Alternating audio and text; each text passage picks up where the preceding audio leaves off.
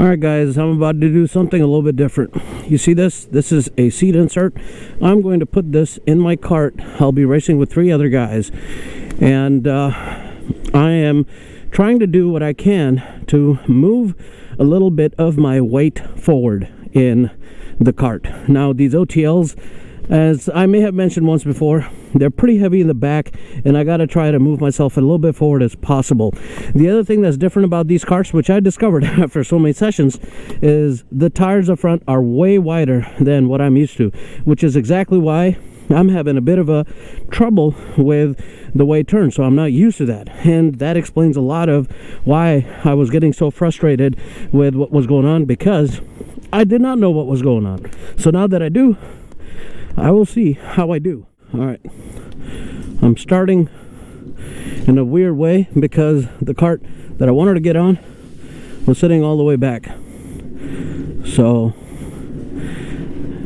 let's see if my experiment works out. Now, I have been racing today. The best I have been able to do so far is 39.5, and that's on account of the fact that it is kind of cold today. The track is cold, so I got to keep all that in mind and try to at least do the best I can. There we go. I got all the juice. Brake hard.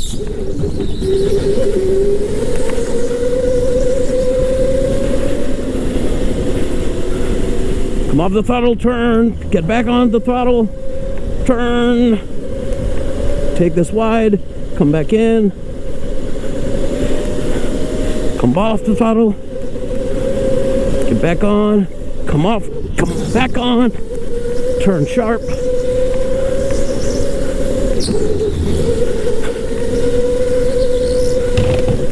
All right. Tires are cold, I can tell.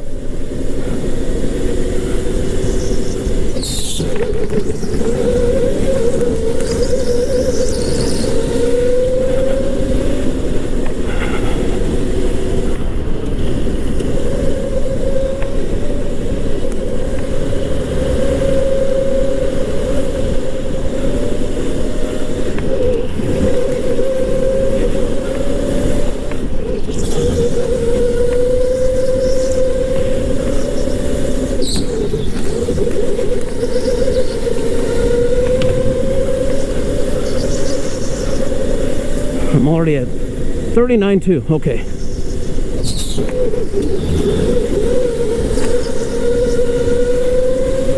I'm not taking that turn right. I know that.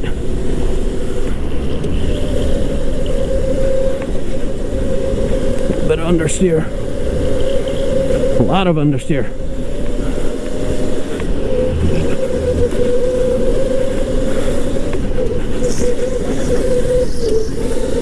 Had to come off the throttle there, or I would have crashed into the wall.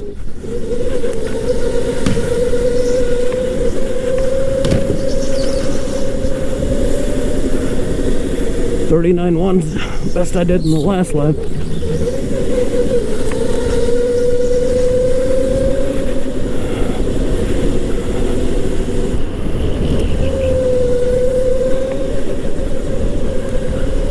Yeah, there you go.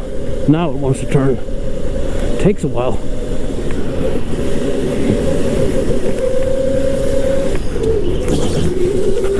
And my foot was on the sensitive ass brake, which is why I braked or slowed down too much. Oh well. 38.9 I did in the previous lap.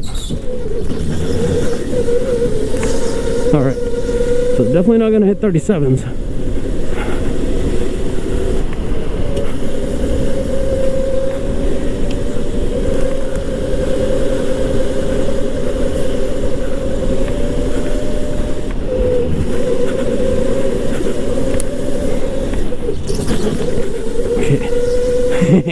Did not hit the brakes there this time by mistake.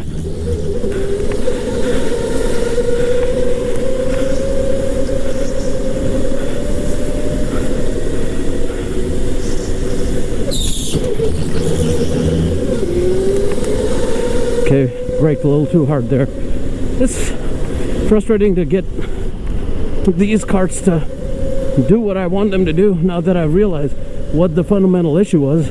Part of it is the cart itself, not knowing why it would not turn, and then my inability to, I guess, adapt to it.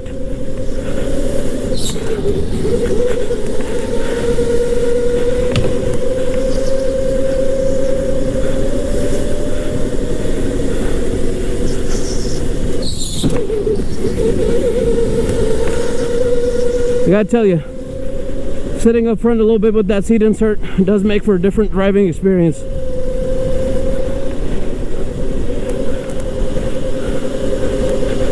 Hasn't made steering any better. It's still pretty tough to steer this with those wide ass tires.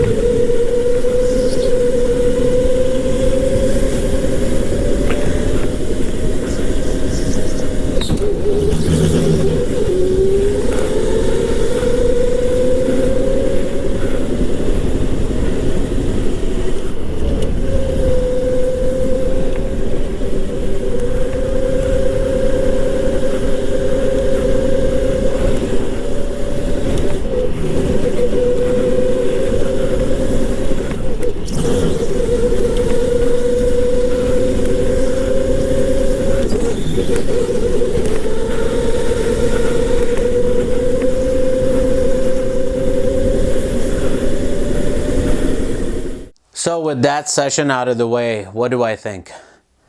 I think using seat inserts is a bad idea. And I say that not because of the results, but because of what I was feeling the entire time I was on the cart with that damn seat insert. In relation to results, let's just put it this way. When I did this experiment, I wanted to be sure that I used the same cart on the 2 different back-to-back sessions I did. So one session I went without the seat insert, and then again with the seat insert. Without the seat insert, as you heard me say, I did a best lap time of 39.5, which is actually slow for me, but you know what? I don't know what the reason was, but I was kind of driving slow that day. But with the seat insert, I was able to cut my lap time down to a half a second faster than when I did not have the seat insert in. So I did like, I think, a 38.9. What do I get from this? When I looked at each lap that I did in both of those sessions, it did show that with me seating myself a little bit forward, I was able to get faster lap times consistently, and that definitely can be a good factor in explaining why I was faster in the second versus the first. But the other part also has to do with the fact that I think that I'm having a hard time adjusting to the OTL carts that are available over at high voltage. I come from a background where I'm more used to using SODI carts. The electric and the gas versions both are really light compared to the OTLs, so there's that factor. Then that other discovery I made of realizing that, oh, on the OTLs at this particular track, the front tires are just as wide as their back. So that means that when you are trying to turn in especially tricky corners, the cart is going to understeer. So you have to navigate through there either with some braking or by coming off the throttle, allowing a little bit of slide, whatever the case may be, and then going forward. Beyond that, the other part about the OTL carts is that they definitely behave very differently, all in all. So I think what I'm going to do from now on is that I'm going to stop going to high voltage karting for a while. The reason being is that I want to try to become a master of one track instead of jack of all trades and master of nothing, meaning that I do good in one place but not so much in the other, or I don't do good in both places at all. So with that in mind, I'm going to go to Boss Pro Karting from here on out consistently. The aim being that I want to stay in the top 10 and then try to get into the top 3 without having to worry about somebody faster showing up and beating me at the very last day of the month, that kind of stuff. And not to mention, I think that with that layout that they have over at Boss Pro Karting, I tend to get a little bit more of an enjoyment factor out of it, instead of where at high voltage, yes, it is enjoyable, but the enjoyment is of a different flavor. You do tend to go a lot faster at high voltage versus at Boss, but speed is not always everything. It's also about how well do you navigate through those tricky turns and corners and all that stuff. So that's the all in all short end of what I wanted to say with this particular video. Hope you guys did like the video, and I will see you guys in the next one. Thanks for watching, guys. Bye-bye.